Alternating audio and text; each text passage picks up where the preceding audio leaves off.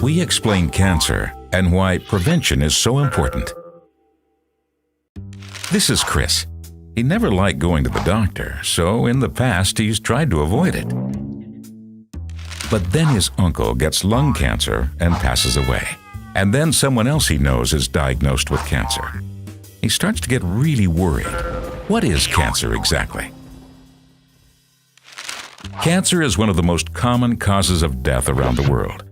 It happens because of a very natural process that's necessary for life: cell division. The human body consists of billions of cells. These multiply all the time. That's how we grow and replenish dead cells. That happens countless times every day. Every now and then, cells are created that aren't quite according to plan. But that's also entirely normal and very common. Most of those cells die off. But sometimes, if one of those mutated cells has an advantage over the others, it multiplies and can crowd out the healthy cells, kind of like weeds in a garden.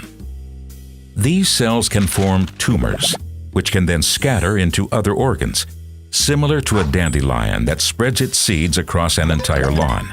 That's called metastasizing. The more often the cancer metastasizes, the lower the person's chances of recovering. Cancer can appear anywhere in the body. The most common types are skin cancer, colon cancer, lung cancer, and breast cancer. It can affect any of us. The older we get, the more cells need to divide. That's why tumors appear in older people more often. So Chris could develop cancer someday as well. However, if he exercises often and decides that an unhealthy lifestyle isn't for him, the risk is much lower. In particular, smoking can harm genetic material and cause nasty cancer cells.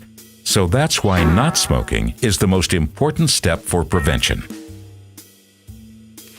To treat cancer, doctors eliminate the tumors by surgically removing them, subjecting them to radiation, or using medicine to stop their growth.